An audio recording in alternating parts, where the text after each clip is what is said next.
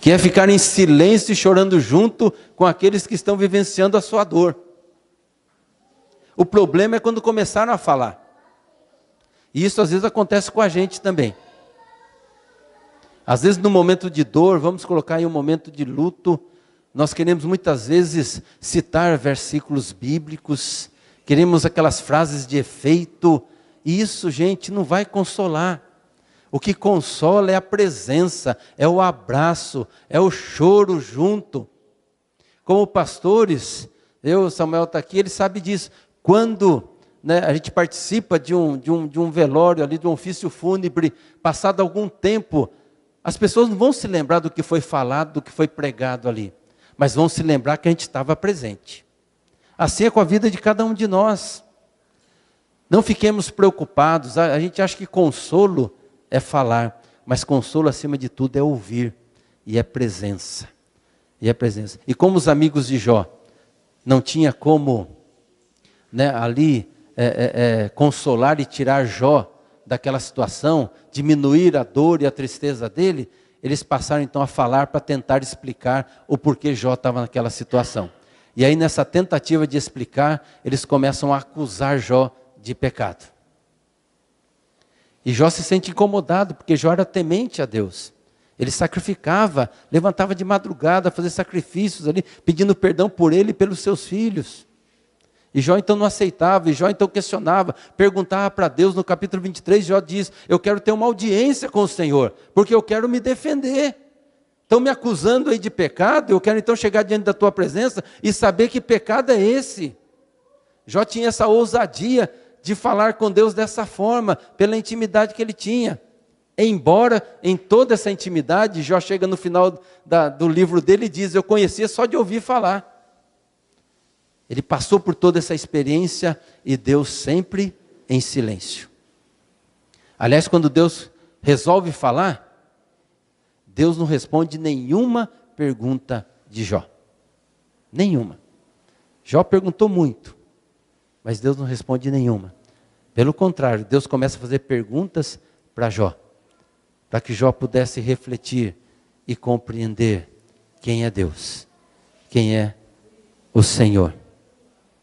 Portanto, perguntas como: onde está Deus? Por que é que Deus não me responde diante da minha dor, diante da minha aflição, diante das coisas que estão acontecendo comigo, com a minha família? A resposta é: Deus tem um propósito neste silêncio. E disso nós não podemos ter dúvidas. Nós podemos, até na nossa ansiedade, perguntar, questionar, chorar, mas nunca duvidar. Porque um Deus que deixa o seu trono de glória, se faz homem, se faz humano e vem até nós e nos abraça e é obediente e morre na cruz do Calvário por nós, é um Deus que nós não podemos jamais duvidar desse amor. Eu gosto muito da mitologia, então leio muito mitologia grega, nórdica, e outras mitologias. Em nenhum momento você encontra aí, nessas pretensas divindades, um Deus que desce e se torna semelhança daquele que ele criou. Assume essa condição e se faz inclusive fraco. Se faz fraco. Que morre em Cristo Jesus na cruz do Calvário. Experimenta a dor da morte por amor a nós. Deus podia começar tudo de novo, depois do pecado de Adão e Eva. Mas Ele nos amava. Ele criou, é filho. Ele ama. E Ele então promete que viria aquele que iria redimir. E Cristo Jesus veio. Portanto, nunca duvide do amor de Deus. Pode chorar, questiona a Deus sim. No hospital, quando eu encontro, ou mesmo no meu trabalho pastoral, quando eu encontro alguém que está apático, sabe aquelas pessoas que começam a repetir aquelas frases assim: Deus quer assim mesmo. Aí eu percebo que essa pessoa está sem fé nenhuma. Ela está repetindo algo mecanicamente. E eu começo então a trabalhar com ela para que ela se revolte, no bom sentido. Para que ela abra o coração e coloque tudo para Deus. Coloque as suas amarguras para Deus. Coloque a sua dor para Deus. Deus já sabe de tudo isso. Jesus disse que antes da gente orar, Ele já sabe. Porque Ele é Pai amoroso. Não é na nossa oração que a gente vai cutucar, acorda aí. Tem gente que ora pensando que é assim, eu tenho que falar, porque daí Ele vai se tocar que eu estou sofrendo. Não, Ele já sabe. E Ele já está agindo, já está abençoando, já está sustentando. E eu começo a trabalhar com as pessoas para que elas possam falar para Deus e abrir o coração, abrir o zíper da alma e colocar tudo que está lá. Porque quando nós verbalizamos para Deus, nós colocamos toda a amargura para fora e deixamos com que Deus então possa colocar em nós ali o seu conforto, o seu consolo, a força, o seu amor, para que possamos suportar e vencer as provações. Abrir o coração, chorar, mas nunca duvidar que esse Deus, o Deus Todo-Poderoso, o Deus Bíblico, nos ama de forma incondicional. Incondicional. Você foi alvo do amor de Deus. Você foi alvo do amor insondável, maravilhoso do nosso Deus. E para a gente entender bem essa questão do silêncio, tem um personagem bíblico que, para mim, exemplifica muito bem essa situação, pelas experiências que ele passou diante do silêncio de Deus, e que foi obediente, mesmo em meio ao silêncio, que é José. A vida de José. Lá em Gênesis capítulo 37, abram aí as suas Bíblias, Gênesis 37, do primeiro verso ao verso 11. Começa a partir do 37 sobre a vida de José, vai até o final do livro de Gênesis, mas nós leremos apenas uma parte, mas se você quiser pode ficar com a Bíblia aberta, porque a gente vai percorrer alguns capítulos, embora eu coloque os textos aí para ser lido na tela, mas se você quer acompanhar na sua Bíblia também, faça isso. Habitou Jacó na terra das peregrinações de seu pai, na terra de Canaã. Esta é a história de Jacó. Tendo José 17 anos, apacentava os rebanhos com os seus irmãos. Sendo ainda jovem, acompanhava os filhos de Bila e os filhos de Zilpa, mulheres de seu pai, e trazia más notícias deles a seu pai.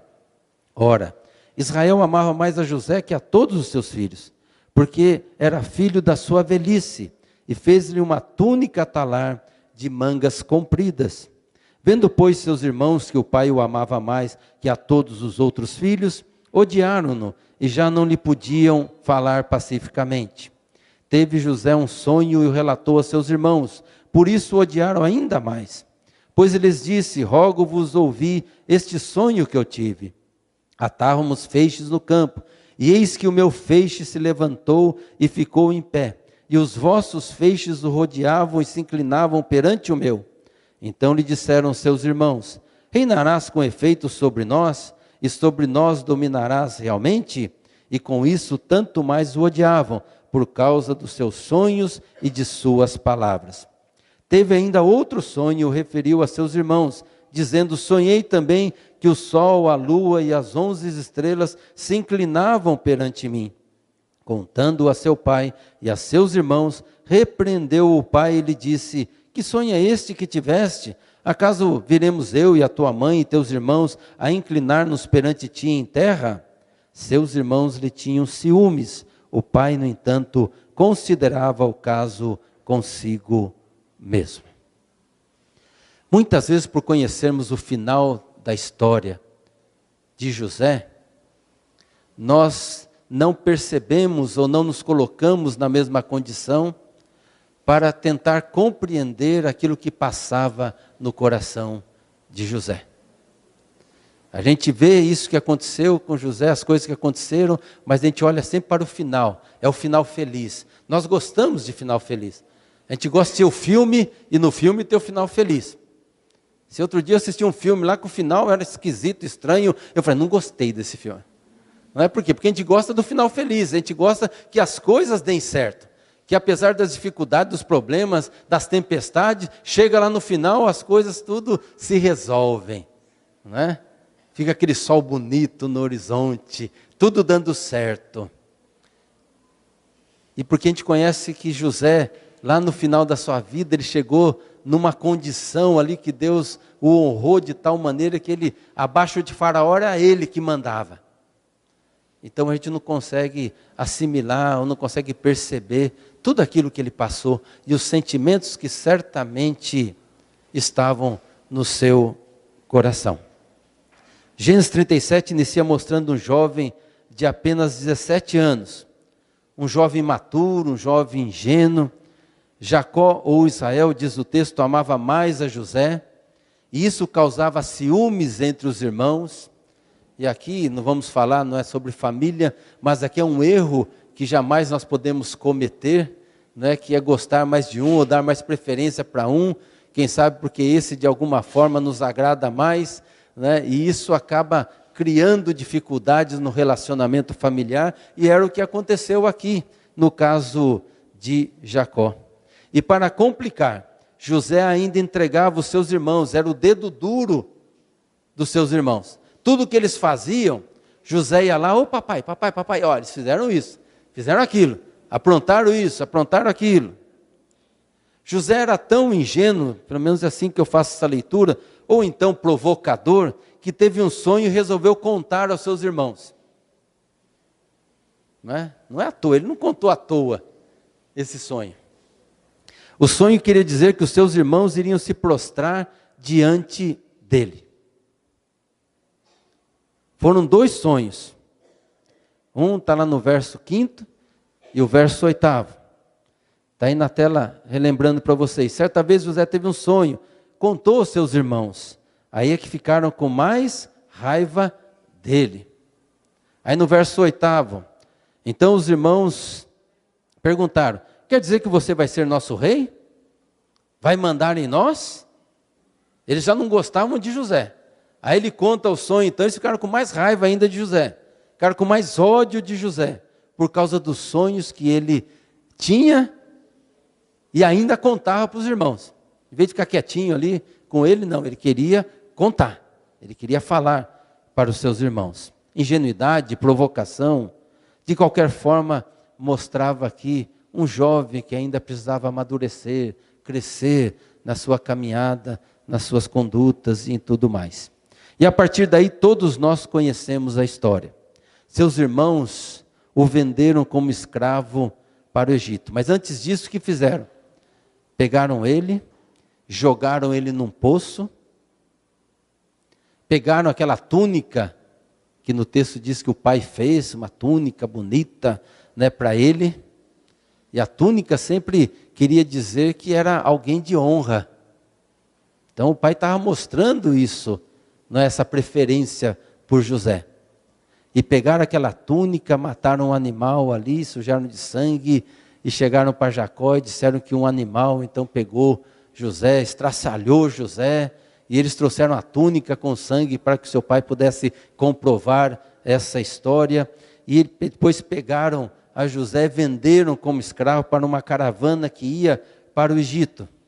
Venderam por um preço assim, né, não sei se banana está caro ou não, né, antigamente falavam, né, vender a preço de banana, mas banana hoje está caro, né? O que está barato? Não tem nada barato hoje, né? Deram quase que de graça. O tomate então virou assim, quase que petróleo, né? Então virou assim, de graça.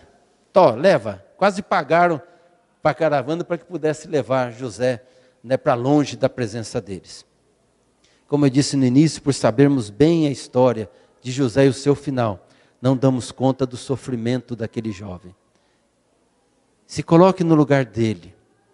Imagine você, na sua família, com os seus irmãos, irmãs, e de repente eles se voltam contra você. E eles batem em você. E mais, eles te expulsam da presença dele. Te mandam para um lugar bem longe. Longe do pai, longe da sua terra, longe dos seus irmãos e pior, como escravo, sem liberdade. Isso que aconteceu com José. E em meio a todos esses acontecimentos já iniciais, podemos perguntar, onde estava Deus quando José foi jogado no poço pelos seus irmãos.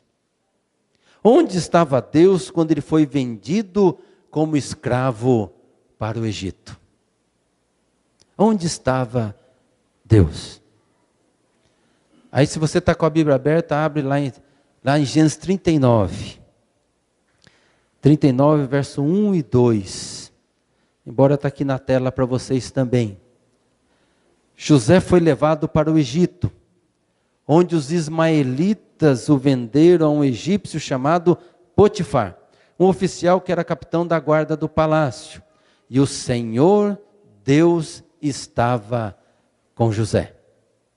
Ele morava na casa do seu dono e ia muito bem em tudo. Uma outra versão diz que ele prosperava em tudo. Aonde estava Deus quando aconteceu tudo isso com José? Onde estava Deus? Aonde? Com José. Perceba bem, está acontecendo desgraça, está acontecendo problema, está acontecendo confusão, está acontecendo ali uma desintegração da família. E Deus estava com ele. Deus não estava ausente. Deus não estava longe. Mas Deus estava totalmente em silêncio. Totalmente em silêncio. O texto não narra os pensamentos de José. Não mostra aqui os sentimentos de José. Mas como você se sentiria no lugar de José? Qual seria o seu pensamento em relação a Deus no lugar de José? Você permaneceria fiel? Você permaneceria obediente? Qual seria o seu pensamento? Vamos mais à frente. José na casa de Potifar. Capítulo 39 diz que José foi lá no Egito vendido para Potifar.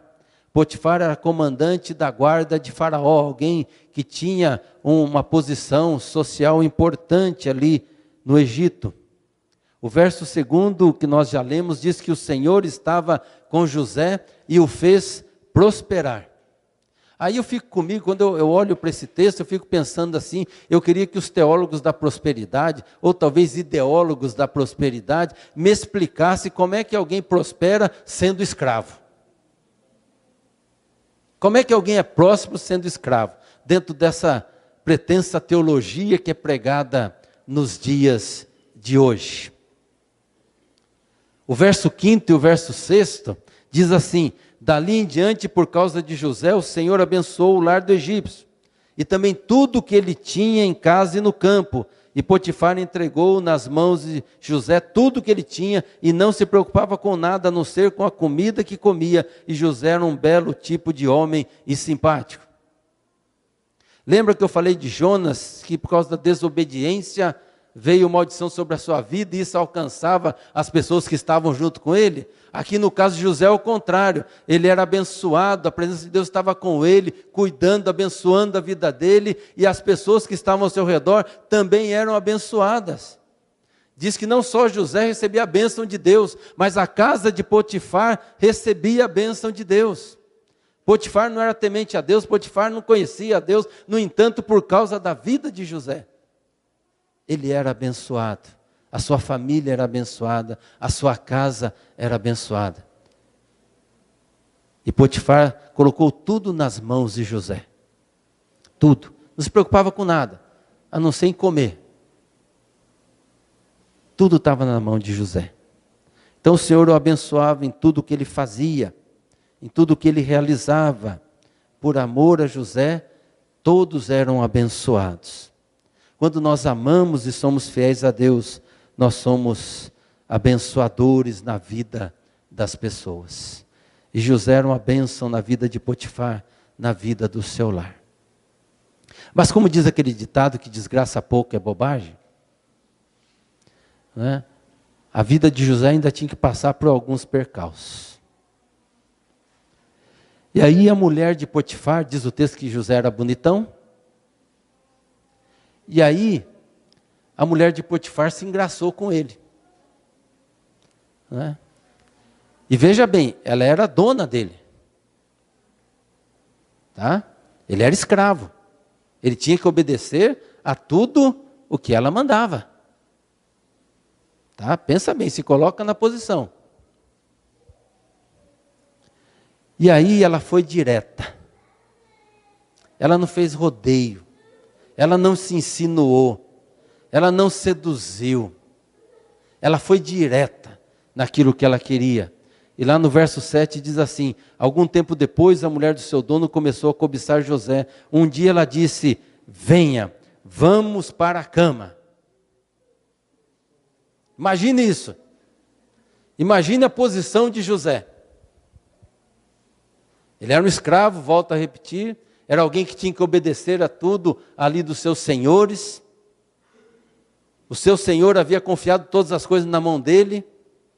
E de repente, talvez José pode até ter pensado: nossa, está indo tão bem as coisas da minha vida aqui, né? Apesar de eu estar aqui, mas tudo está dando certo agora. Agora aparece isso para mim, e agora? O que vai ser? Porque ela foi direta. Ela era dona, ela mandava. Agora, o que me impressiona e me faz vibrar é a resposta de José para aquela mulher. A resposta de alguém que confiava em Deus, apesar desse Deus estar em silêncio, diante de tudo que estava acontecendo com ele. E ele diz assim, lá no verso 8 e 9, ele recusou dizendo: escute, o meu dono não precisa se preocupar com nada nesta casa, pois eu estou aqui, e ele me pôs como responsável por tudo o que tem aqui. E nesta casa eu mando, tanto quanto ele. Aqui eu posso ter o que quiser, menos a senhora, pois é mulher dele. Sendo assim, como eu poderia fazer uma coisa tão imoral? E aí ele fala: e pecar contra Deus. Deus o havia deixado ser jogado no poço pelos seus irmãos. Deus havia permitido que ele fosse vendido como escravo lá para o Egito.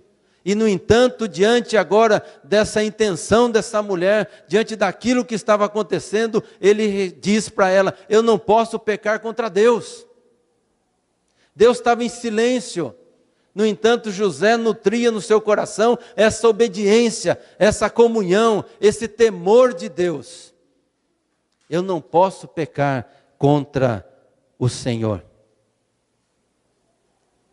No entanto, José diz para aquela mulher: eu não posso pecar contra Deus. É confiar em Deus, gente, quando tudo parece o contrário. Quando a gente olha ao nosso redor, está um caos, o absurdo. E mesmo assim, a gente decide confiar no Senhor. É aquela oração de Abacuque, capítulo 3. Ainda que falte o alimento na mesa, ali na despensa, que lá no campo não produza nada, que os animais não tenham o que comer, ainda assim eu louvarei ao Senhor. Ou seja, eu não entendo o agir de Deus. Eu não sei por que tudo isso está acontecendo, mas eu confio que Deus está no controle da minha vida. Eu confio que Deus tem um propósito em tudo isso. E eu vou permanecer firme nas mãos do Senhor. Pior ainda é que a mulher de Potifar inventou que José quis atacá-la. E aí, em quem que Potifar ia confiar? No escravo ou na mulher dele? Na mulher. Ele confiou tudo nas mãos de José, mas José continuava sendo escravo. E ele então dá ouvidos à sua mulher. E aí o que acontece com José? É jogado na prisão, injustamente. Injustamente. É jogado numa prisão por algo que ele não fez. Por algo que ele não fez. Aliás, sim, ele fez sim. Ele foi obediente a Deus. José foi preso por ser temente e fiel ao Senhor. E ele então é colocado na prisão. E diante disso nós poderíamos perguntar também: onde estava Deus quando José foi falsamente acusado pela esposa de Potifar e lançado numa prisão? Está lá no verso 20 e 21 a resposta. Ele agarrou José e o pôs na cadeia, onde ficavam os presos do rei. E José ficou ali, mas o Senhor estava com José, com ele, e o abençoou, de modo que ele conquistou a simpatia do carcereiro. Onde estava Deus quando José foi jogado na prisão? Com José. Com José. Mas totalmente em silêncio. Em silêncio. Em nenhum momento você vê no texto bíblico alguma coisa dizendo para José: fique firme, que lá no final vai dar tudo certo. Em nenhum momento você vê algum sinal apontando que se ele permanecesse fiel, obediente, todas as coisas seriam acrescentadas. Não. Deus estava em silêncio, enquanto tudo isso estava acontecendo com José. Mas Deus estava com José. Deus estava cuidando de José. Deus estava sustentando José em meio a tudo isso que estava acontecendo. Vamos para frente, e aí José está na prisão. E ele fica na prisão 2 anos. 2 anos preso injustamente. E ali na prisão Deus o abençoou. Deus o fez prosperar. Essa é a expressão que está na nossa Bíblia, Revista Atualizada. Deus o fez prosperar. E aí eu pergunto novamente aos teólogos da prosperidade: como é que alguém é próspero sendo prisioneiro, numa cadeia, preso injustamente, e no entanto ali, tudo que ele fazia ali na cadeia, prosperava? Porque Deus o abençoava, porque Deus cuidava da vida dele. A prosperidade, irmãos e irmãs, existe, é bíblica. É bíblica a prosperidade, mas não é essa prosperidade que se prega, que se fala nos dias de hoje. Porque para muitas a prosperidade tem a ver com o bem-estar. Não, a prosperidade é essa presença de Deus, é o sustento de Deus, é o cuidado de Deus. Essa é a prosperidade do Senhor e a qual nós devemos buscar sempre e descansar em suas mãos. No verso 23, diz assim: o carcereiro não se preocupava com nada do que estava entregue a José. Veja que é parecido lá na casa de Potifar. Não precisava se preocupar com nada, deixava tudo para José, pois o Senhor estava com ele e o abençoava em tudo o que ele fazia. Ou seja, José servia a Deus em qualquer circunstância. Ele não servia a Deus quando tudo estava certo, quando tudo estava correndo bem, as portas se abrindo, não. José servia a Deus em toda e qualquer situação. Para José, aquilo que Paulo vai falar lá na frente, lá em Filipenses 4, de 10 a 13, eu posso viver contente em toda e qualquer situação. Eu já estive em situação que eu fui humilhado, como já estive também em situação que fui honrado. Já tive situação que eu tive muita coisa, fartura, mas tive situação que passei também necessidade, mas tudo posso naquele que me fortalece. Tem muita gente que usa esse verso aí de maneira equivocada, mas o que ele está dizendo é o seguinte: eu em Cristo Jesus eu posso viver contente em toda e qualquer situação, pode acontecer o que quiser, mas essa alegria e esse contentamento, ou a medida do meu contentamento, é Cristo que dá, e ninguém pode tirar. E por isso eu sirvo sempre ao Senhor. José servia a Deus como escravo, como preso, ainda que Deus permanecesse em silêncio. Em silêncio. Se coloque no lugar de José. Como é que você estaria? Qual seria a sua reação diante de tudo isso que estava acontecendo com José? Se acontecesse com você. Tem gente que reclama até porque a mistura está ruim, né? Em vez de agradecer o alimento, fica reclamando. Na prisão, José interpreta 2 sonhos. Um do copeiro-chefe, o outro do padeiro-chefe. E ambos estavam presos ali com José. Agora já estamos no capítulo 40 do livro de Gênesis. O sonho do padeiro-chefe queria dizer que ele seria morto por Faraó. Ele não ia conseguir ser restaurado à sua posição. O sonho do copeiro-chefe queria dizer o quê? Que ele seria restaurado, que ele voltaria para a sua função, voltaria a servir ali o rei, voltaria a estar ali na corte. E no verso 14 e 15 diz assim: porém, quando você estiver muito bem lá, aí é José falando para o copeiro, porque ele disse: você vai ser restaurado.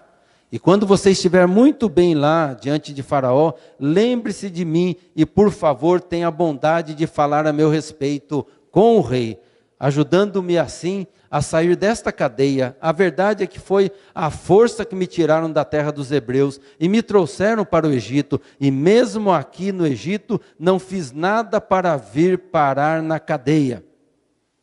Ele pede para o copeiro-chefe que se lembre dele quando fosse restaurado, para que ele pudesse ter aí a chance, a oportunidade de sair daquela situação, porque tudo isso estava acontecendo com ele injustamente. É a primeira vez que José desabafa, é a primeira vez que ele conta a sua situação, é a primeira vez que ele questiona a sua situação. Olha, eu fui tirado à força da terra lá dos meus pais, lá da minha família, e eu estou aqui injustamente, então por favor se lembre de mim. Quando você chegar lá diante de Faraó, lembre que eu estou aqui, que eu não fiz nada para merecer aquilo que está acontecendo comigo. O copeiro se lembrou dele? Não. Verso 23, porém o chefe dos copeiros não lembrou de José, esqueceu dele completamente. E aqui o que acontece? José então permanece preso. E aí nós poderíamos perguntar também, onde estava Deus quando José foi esquecido pelo copeiro-chefe, ao retornar às suas atividades lá no palácio? Sem dúvida, muitas vezes o nosso Deus parece estar bem silencioso diante da nossa situação, diante daquilo que estamos enfrentando. Mas o silêncio de Deus não quer dizer que o nosso Deus está inativo, que o nosso Deus está longe de nós, que o nosso Deus não está preocupado com a nossa vida, que o nosso Deus não está nem aí para a gente. Deus tinha propósito em deixar José na cadeia mais algum tempo. Como eu disse, às vezes a gente não compreende o porquê que Deus permite que certas coisas aconteçam na nossa vida. Eu tenho comigo, eu falo sempre isso lá na igreja, que eu tenho uma lista enorme para quando chegar diante de Deus, eu perguntar tudo para Ele. Todos os meus porquês. Eu trabalhei com crianças HIV/AIDS. E eu vi aquelas crianças ali começarem a lá os seus passos, começarem a crescer, e de repente vem internação em cima de internação, e a criança vai, e a criança morre, e a criança vai, e eu ficava pensando, por que, Senhor? Os pais pecaram, os pais erraram, por que a criança está pagando por isso? Eu tenho muitas perguntas, não sei se vai ter aí, se vai ser algo que vai valer a pena fazer, porque quando eu estiver diante da presença de Deus, acho que tudo isso cai por terra. Eu vou estar face a face com Deus, aí todas as coisas estarão claras para mim. Mas todos nós temos indagações, todos nós temos perguntas de situações que passam na nossa vida e que Deus permite, porque eu creio que Deus permite, porque Deus está no controle de todas as coisas. Eu não creio que esse mundo e a minha vida está aí, jogada no mundo, tá, a favor das circunstâncias. Eu creio que tudo que acontece comigo é da vontade de Deus. Seja ela a vontade que Ele intervém, seja ela que Ele permite. Aliás, a Bíblia diz que não cai um fio da cabeça sem que seja o propósito de Deus. E nisso eu estou dentro do propósito de Deus com tudo. Não é? Samuel então tá. Mas é assim. Por quê? Porque ele está no controle de tudo. De tudo. Deus tinha propósito ali na vida de José. Assim como Ele tem propósitos na nossa vida, diante dos nossos problemas, quando muitas vezes clamamos, choramos, nos colocamos na presença de Deus e parece que Deus não responde, parece que Deus não está nem aí para a gente, parece que Deus está com os ouvidos fechados. Mas Ele está no controle e Ele está agindo, Ele está cuidando de todas as coisas, tenha certeza nisso. Deus jamais te abandona. A Bíblia diz Pelo menos em 2 oportunidades eu sei que ela diz, eu sei que pode ser que tenha até mais, mas pelo menos em 2 oportunidades ele diz: ainda que uma mãe que amamenta o seu filho, esta venha a esquecer-se dele, abandoná-lo, eu jamais, diz o Senhor, te abandonarei. Jamais. Eu gosto muito de Isaías capítulo 43, mas assim diz o Senhor que te criou e que te formou. Ali fala Jacó, Israel, pode tirar sem medo nenhum e colocar o teu nome, que é a palavra de Deus para você. Assim diz o Senhor que te criou, que te formou, não temas, porque eu chamei-te pelo teu nome, eu te remi e tu és meu, você me pertence. Quando passares pelas águas, eu serei contigo. Quando pelos rios, eles não te submergirão. Quando passares pelo fogo, não te queimarás, nem a chama arderá em ti, porque eu sou o Senhor teu Deus, o Santo de Israel. Ou seja, eu passo pela água, você passa pela água, passa pelo fogo, mas o Senhor promete e cumpre, eu estou com você. E Jesus depois veio fazer essa promessa para todos nós, dizendo: eis que estarei convosco todos os dias, até a consumação do século. Eu não entendo o porquê que eu passo por certas situações, mas eu sei que Deus está comigo ali. Assim como Deus estava lá na cova dos leões com Daniel. Ele podia ter libertado Daniel antes. Ele podia ter libertado seus amigos da fornalha antes. Mas ele caminhou junto. Porque eu creio num Deus, como eu disse pela manhã, que arregaça as mangas, que põe a mão na massa e vai ao nosso encontro e caminha conosco, que chora conosco, que sofre conosco e cuida de nós em meio aos vales de sombra e de morte. Mais para frente, José agora está no palácio. Diz o verso 41, capítulo 41, verso 1, 2 anos se passaram. Lembra que ele foi esquecido lá pelo copeiro-chefe. 2 anos se passaram, um dia o rei do Egito sonhou que estava de pé na beira do rio Nilo.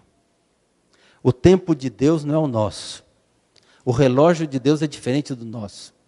Nós vivemos debaixo aí do Cronos, ou seja, da cronologia, ou seja, do nosso tempo, da marcação das nossas horas, dos nossos dias. Deus não, Deus se move aí pelo seu tempo, é o Kairós, é o tempo oportuno de Deus para nós.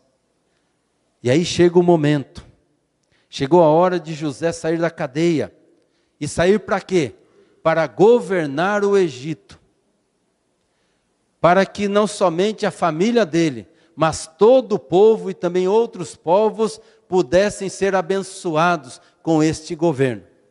Veja que os propósitos de Deus não eram só para a vida de José, para a vida da sua família, mas era também para o Egito, era para as nações que viviam ao redor. Como eu disse pela manhã, nosso olhar é míope, a gente enxerga até ali onde está o Sérgio. Deus enxerga a nossa vida como um todo, até o seu final. E por isso Ele sabe o porquê que Ele permite, nesse momento, que a gente passe por essas situações.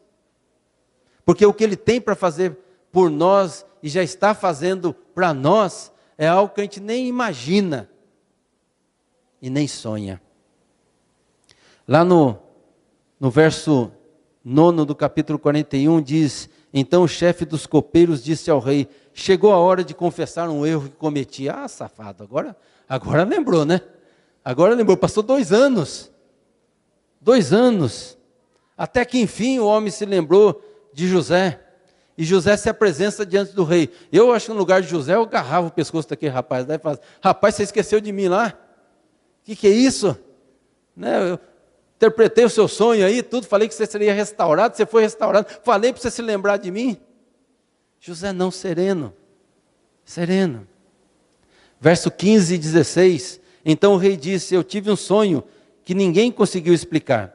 Ouvi dizer que você é capaz de explicar sonhos. Isso não depende de mim, respondeu José. É Deus quem vai dar uma resposta para o bem do Senhor.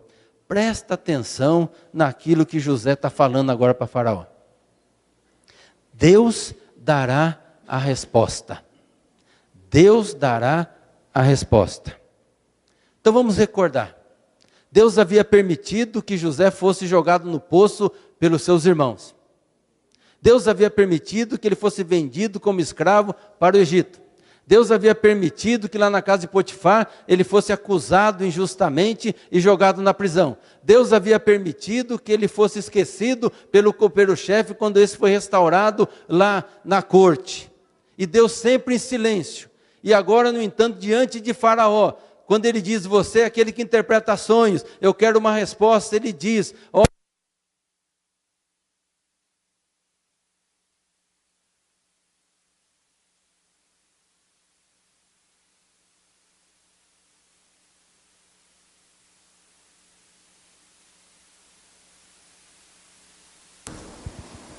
obrigado, Senhor.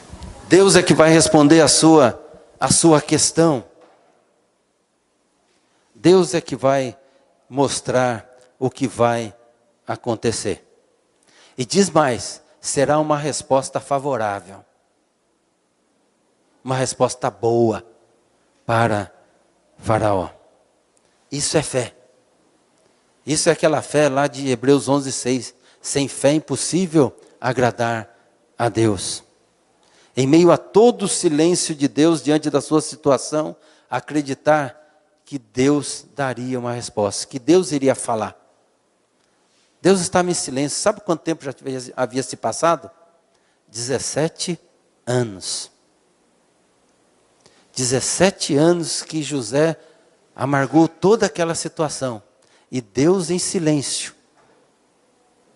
E José permanecia obediente e fiel. E ele diz, Deus dará a resposta. Deus vai falar qual é a resposta. Isso é confiança. Isso é crer que apesar do absurdo ao nosso redor, Deus está no controle da nossa vida. Deus está cuidando de nós. Deus costuma operar por trás do cenário. Deus costuma fazer de uma forma que normalmente nós não entendemos. Por isso nós temos que crer. José não era mais um jovem imaturo, ingênuo, provocador. Agora já era um homem maduro e pronto para assumir o cargo mais importante no Egito, abaixo de Faraó. Irmãos e irmãs, o que aconteceu no caso de José era muito mais fantástico que qualquer coisa sonhada por José. Quando ele teve aqueles sonhos lá, no capítulo 37, ele jamais imaginaria que aconteceria tudo isso na vida dele e que ele seria colocado nesse cargo tão importante para abençoar muitas vidas. Com certeza não foi fácil para José. Lembra-se? Não minimize aquilo que ele passou, porque você conhece o texto bíblico e sabe o final da história. Não foi fácil ele ficar longe da sua família. Não foi fácil ele ir para uma terra estranha como escravo. Não foi fácil ele ser caluniado, ser preso injustamente. Não foi fácil ficar na cadeia ali esquecido por aquele que poderia interceder por ele ali diante de Faraó. Não foi fácil tudo o que ele passou. Mas Deus esteve sempre com ele. Em tudo o que ele fazia, todos viam a mão de Deus na vida de José. Todos viam. Para mim é semelhante ao livro de Esther. Já leram? Quem já leu o livro de Esther aqui? Pouca gente, hein? Quem já leu sabe que no livro de Esther não há menção ao nome de Deus. Não fala nada de Deus ali no livro de Esther. Não é interessante?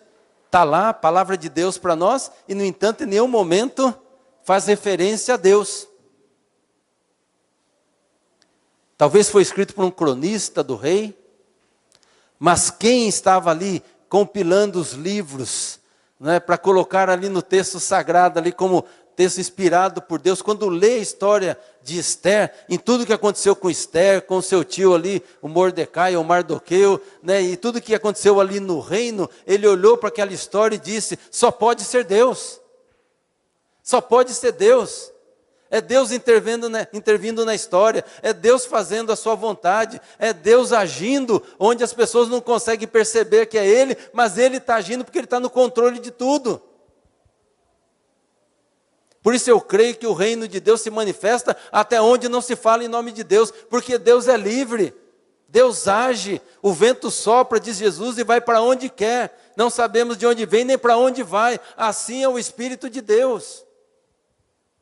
Deus estava em silêncio com José, mas todo mundo via e percebia a mão de Deus sobre a vida de José. Em tudo que ele fazia, ele prosperava, ele crescia, ele era abençoado. Por isso, o envolvimento e o interesse de Deus em nossas vidas não depende e não pode ser julgado pela natureza das nossas circunstâncias. Não olhe para as circunstâncias e queira julgar o agir de Deus.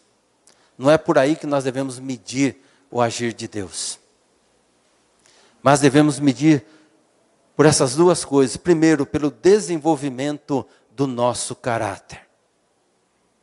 Deus quer trabalhar na nossa vida. Deus quer nos transformar. O Espírito Santo quer nos transformar à imagem, à semelhança de Cristo Jesus. A semelhança de Cristo Jesus. Esse é o propósito de Deus para a nossa vida.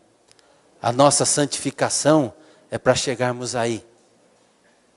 E em Jesus nós vemos o quê? Primeiro, uma fé absoluta.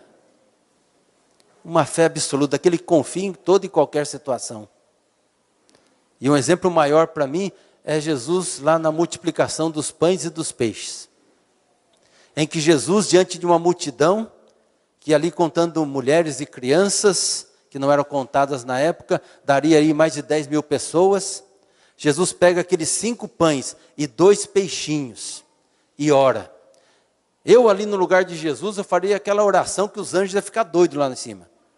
Sabe aquele de bater no púlpito e tal, aquela coisa, Senhor, honra e faz isso e multiplica e tal, aquela coisa e mostra o teu poder e tal. Não. Jesus pega os 5 pães e 2 peixinhos e agradece. Porque se Deus deu, gente, 5 pães e 2 peixinhos, é porque dá e sobra. Porque Deus está no controle. E sobrou 12 cestos de pães. E lembra que o milagre aconteceu não na oração de Jesus. O milagre acontece quando eles decidem partilhar daquilo que eles tinham. Jesus disse, ó, pode servir. E eles entram no meio do povo ali e começam a servir. E o milagre vai acontecendo. Porque Deus está agindo. Deus está fazendo. Deus está cuidando. Deus está providenciando. Essa era a fé de Jesus, essa fé que Ele quer em nós. Essa fé absoluta de confiar em meio ao caos, em meio às dores, em meio ao sofrimento. Segundo, que é medido pelo cumprimento do seu plano. Deus tem os seus planos eternos, na qual a nossa vida faz parte. Mas Ele quer cumprir esses planos. Lá em Jonas queria fugir, Deus falou, não. Eu vou cumprir os meus planos. Ele cuidou de Jonas. Jonas fazia parte desses planos. A nossa vida faz parte. Mas Deus tem os seus planos e eles serão cumpridos. Deus vai fazer. Portanto, Ele quer transformar a nossa vida para que a gente participe desses planos. Para que a gente viva em suas mãos, obedecendo e tendo uma obediência prazerosa. Que é outra coisa que Jesus tinha. Jesus obedecia por prazer. Jesus não obedecia por medo. Ah, o meu pai vai ficar bravo comigo. Não. Ele obedecia por prazer. Jesus amava de forma incondicional. É isso que Deus quer fazer em nós. Para que possamos sair e obedecer ao ID e pregar o Evangelho a toda criatura. Uma vez perguntaram a um missionário o seguinte, olha, já fizemos de tudo, campanhas evangelísticas, programações, já entregamos folhetos, já fomos nos vizinhos, fizemos um monte de coisa e não obtivemos resultado nenhum. O que é que está precisando? E o missionário disse, falta chorar. Falta chorar. Nós temos chorado pelos nossos familiares que estão sem Jesus e que vão para o inferno? Sem Jesus?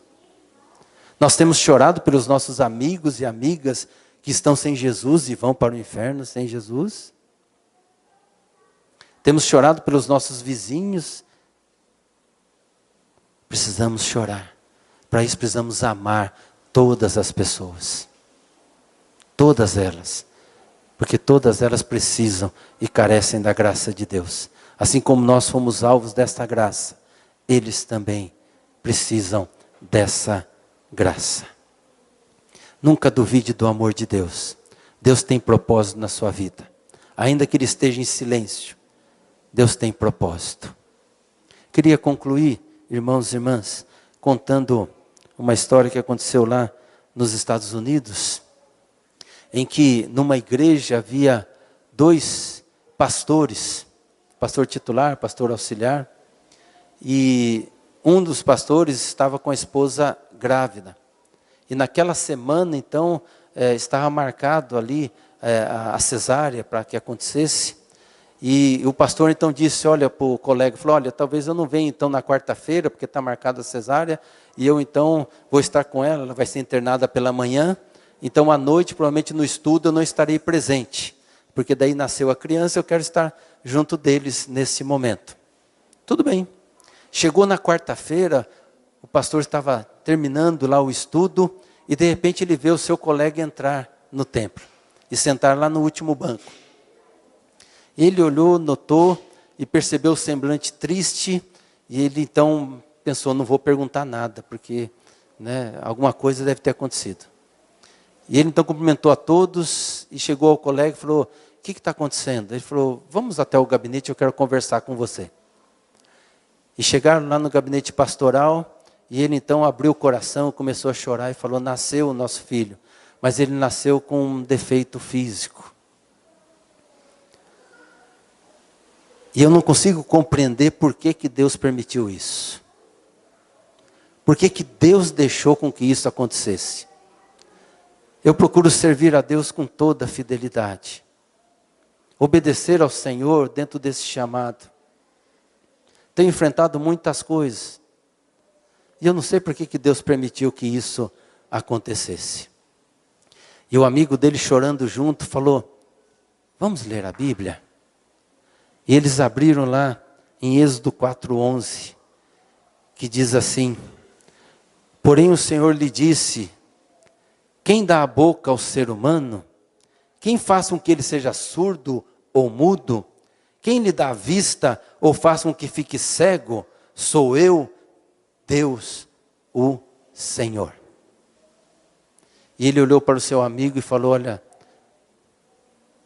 eu não sei o que você está passando, porque só você está passando por isso. Mas eu quero te dizer de todo o coração, essa criança é para a glória de Deus. Foi Deus que criou. Foi Deus que formou. Eu não entendo, mas eu sei que Deus criou essa criança e ama essa criança. É para a glória de Deus. Choraram juntos, se abraçaram. Aí o pastor saiu, foi lá para o hospital. E ele chegou lá no hospital, a esposa estava aflita, porque não haviam trazido ainda a criança para ela, por causa dessa situação. E ela perguntou, o que está acontecendo? Por que não trouxeram para mim ainda o nosso filho? E ele disse, olha, ele nasceu, ele está bem, mas ele tem um probleminha físico. E ela começou a chorar e fazer as mesmas perguntas. Por que Deus permite isso? Por que Deus deixa acontecer essas coisas com os seus filhos? Por que Ele não cuida e faz com que essas coisas não aconteçam conosco, com aqueles que seguem a Ele? Nós somos tão fiéis, fazemos tudo o que Deus deseja. Por que isso? E ele disse, bem, vamos ler a Bíblia? E leram Êxodo 4:11. E ele disse, bem, é para a glória de Deus. O nosso filhinho é para a glória de Deus. Deus está no controle de todas as coisas. E o nosso filhinho será aquele que vai glorificar ao Senhor com a sua vida. E vai nos abençoar com a sua vida. Enquanto eles estavam chorando ali, se abraçando, porque o momento é difícil. Toca o telefone e é a mãe dela. E ela pergunta, e aí filha, tudo bem? Nasceu? Nenê, como é que está? E ela disse, mamãe, nasceu, mas nasceu com um probleminha físico. E a mãe começa, por que que Deus permite isso? Por que que Deus até começou também a destrinchar aquilo? Ela fala, mamãe, está com a Bíblia aí? Abra lá em Êxodo 4:11. Mamãe, é para a glória de Deus. Deus formou, Deus criou e Deus está no controle de todas as coisas. Deus é Deus quando meu filho nasce perfeito. Deus é Deus quando ele não nasce perfeito. Ele continua sendo Deus quando me cura e quando não me cura. Ele continua sendo Deus. E aí, por aquelas jesuicidência, era ainda naquele tempo que tinha telefonista, e ela estava ouvindo aquela história. E ela ficou tão tocada com aquela história, que ela começou a espalhar aquela história em todo o hospital ali. E começou a contar daquele testemunho que a mulher estava dando ali para sua mãe no telefone. E aí diz, então, essa história que naquele domingo a igreja estava cheia de enfermeiros, enfermeiras, de médicos ali presente, ali, todos glorificando o nome do Senhor. É para a glória de Deus. Se você está passando por uma situação difícil na sua vida, creia que Deus está com você. Que o que está acontecendo na sua vida não é por acaso. O que está acontecendo na sua vida é a agenda de Deus. O deserto, diz Hernandes Dias Lopes, não é acaso, mas é a agenda de Deus. E a sua vida é para a glória do Senhor. Para a glória do Senhor. Eu queria que o grupo de louvor, eu pedi, será que é possível cantar? Cantar aquele cântico, sonda-me. Sonda-me, Senhor, e me conhece. Quebranta o meu coração. E eu gosto porque tem uma frase ali que é parecida com o lema, o símbolo do acampamento, né? Que é uma seta ali, ele fala, né, como flecha que acerta o alvo. Que nós sejamos assim nas mãos do Senhor. Que possamos dar passos de fé. Se você está vivenciando o seu drama, a sua luta, seja ela enfermidade de alguém, seja aí perda, seja aí desemprego, seja o que for que você está passando, você é convidado pela palavra de Deus nesse momento a se entregar. E eu gosto de usar a expressão a se abandonar nas mãos do Senhor. E crer que Ele está no controle da sua vida. E que nele você verdadeiramente é mais do que vencedor. Que ninguém pode te afastar do amor de Deus, porque Ele está firmado em Cristo Jesus, o nosso Senhor. Coloque-se em pé, vamos cantar e vamos louvar ao nosso Deus.